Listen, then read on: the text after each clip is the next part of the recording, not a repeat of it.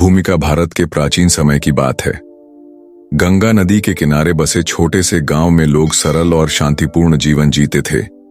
लेकिन हर गांव की तरह यहां भी कुछ लोग गुस्सैल और अधीर स्वभाव के थे।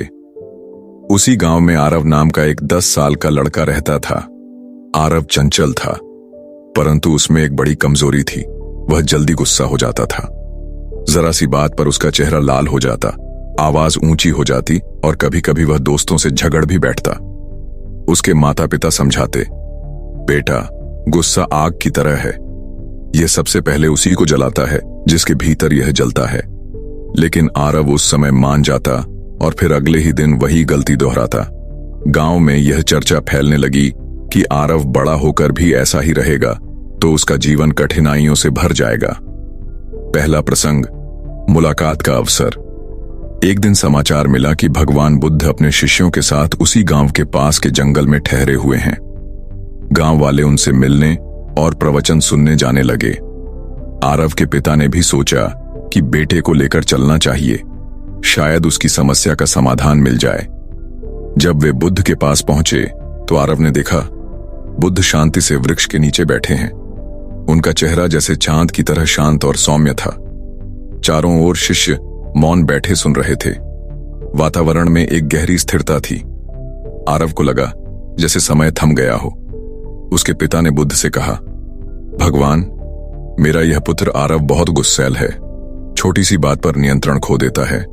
कृपया इसे मार्ग दिखाएं। बुद्ध ने मुस्कुराकर आरव को पास बुलाया। बेटा, तुम सच में इतने गुस्सैल हो? आरव ने झेंपते हुए कहा, हां प्रभु, मैं कोशिश करता हूं, पर गुस्सा अपने आप आ जाता है। दूसरा प्रसंग, बुद्ध का पहला प्रश्न बुद्ध ने पूछा, यदि कोई तुम्हें अपमानित करता है तो तुम कैसा अनुभव करते हो? आरव ने तुरंत कहा, मेरा खून खौलने लगता है। मैं उसे जवाब देना चाहता हूं।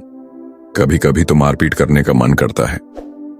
बुद्ध ने धीरे से कहा, तो इसका अर्थ है कि दूसरों के शब्द तुम्हें नियंत्रित कर लेते हैं। तुम उनके बंदी बन जाते हो। बताओ, क्या तुम्हें अच्छा लगता है बंदी होना? आरव चुप हो गया। उसने सोचा, मैं सचमुच दूसरों के गुस्से या अपमान से बंध जाता हूं। तीसरा प्रसंग, उपमा का पाठ। बुद्ध ने एक छोटी सी कहानी सुनाई।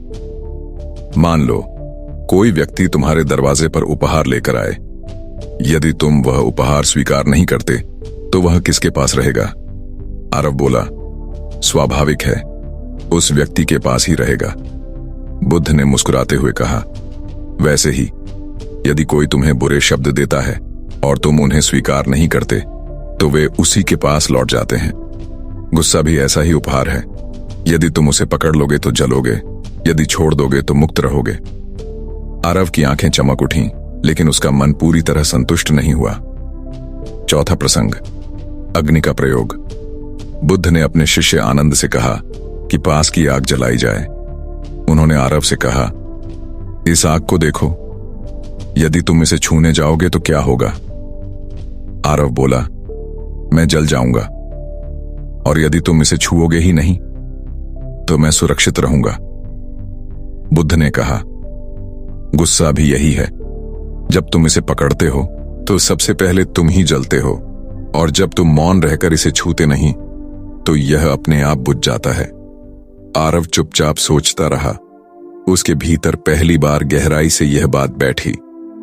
पांचवां प्रसंग, मौन का अभ्यास। बुद्ध ने आरव को एक साधना दी। जब भी गुस्सा आए तुरंत बोलना मत, गहरी सांस लो और मौन रहो। मौन ही गुस्से की आग पर जल का काम करता है। आरव ने प्रतिज्ञा ली कि वह इसका पालन करेगा। छठा प्रसंग, परीक्षा की घड़ी। अगले दिन ही आरव की परीक्षा हो गई। उसका दोस्त कबीर खेलते समय जानबूझकर उसकी मिट्टी की खिलौना गाड़ी तोड़ बैठा। पहले की तरह आरव का चेहरा लाल हो गया। हाथ उठाने ही वाला था कि उसे बुद्ध की सीख याद आ गई। उसने गहरी सांस ली, आंखें बंद की और मौन हो गया। कुछ देर बाद उसका गुस्सा ठंडा पड़ गया। कबीर डरते डरते बोला, माफ करना दोस्त, गलती से टूट गई। आरव ने मुस्कुराकर कहा, कोई बात नहीं, हम नई बना लेंगे। यह सुनकर कबीर भी खुश हो गया। गांव वाले जो यह दृश्य देख रहे थे आश्चर्यचकित थे। यह वही आरव था जो पहले छोटी सी बात पर झगड़ पड़ता था। 7वां प्रसंग। आंतरिक विजय। दिन बीतते गए। आरव बार बार मौन का अभ्यास करने लगा। धीरे धीरे उसका गुस्सा कम होने लगा। अब वह मित्रों के बीच प्रिय हो गया। लोग कहते, यह वही आरव है, अब तो जैसे दूसरा ही बच्चा हो गया है। उसने स्वयं अनुभव किया कि मौन न केवल गुस्से को शांत करता है, बल्कि मन को भी स्थिर और हल्का बना देता है। 8वां प्रसंग। बुद्ध का अंतिम संदेश। कुछ दिनों बाद जब बुद्ध गांव छोड़ने वाले थे तो आरव दौड़कर उनके पास गया। उसने हाथ जोड़कर कहा, भगवान, आपने मुझे सबसे बड़ा खजाना दिया है। अब मैं समझ गया हूं कि गुस्से पर विजय पाने का एकमात्र उपाय मौन और धैर्य है। बुद्ध ने आशीर्वाद दिया और कहा, याद रखना बेटा, मौन कमजोरी नहीं है, यह सबसे बड़ी शक्ति है। जैसे महासागर सबसे गहरे मौन में है, वैसे ही मनुष्य भी मौन में अपनी सच्ची शक्ति पाता है। निष्कर्ष। आरव बड़ा होकर गांव का आदर्श युवक बना। वह जब भी किसी को गुस्से से तड़पता देखता तो बुद्ध की वही शिक्षा सुनाता, गुस्से की आग को मौन से बुझाओ। मौन हार नहीं, बल्कि सबसे बड़ी जीत है। सीख। यह कहानी हमें सिखाती है कि गुस्सा हमें बांधता है, मौन हमें मुक्त करता है। अपमान और बुरे शब्द उसी के पास रहते हैं जो उन्हें देता है। गहरी सांस और धैर्य गुस्से की आग को शांत कर सकते हैं। मौन कोई कमजोरी नहीं, बल्कि सबसे बड़ी ताकत है। दोस्तों, यह थी आज की प्रेरणादायक कहानी। भगवान बुद्ध ने सिखाया कि मौन गुस्से पर विजय पाने का सबसे बड़ा अस्त्र है। याद रखिए, जीवन की हर लड़ाई जीतने के लिए सबसे पहले अपने भीतर की आग को शांत करना जरूरी है। अगर यह कहानी आपको पसंद आई हो तो हमारे चैनल स्टार ट्रथ को जरूर सब्सक्राइब करें। यहाँ हम लाते हैं ऐसी ही सच्चाई भरी कहानियां जो आपके जीवन को बदल सकती हैं। मिलते हैं अगली कहानी में। तब तक याद रखिए, स्टार ट्रुथ, आपकी आत्मा की सच्चाई।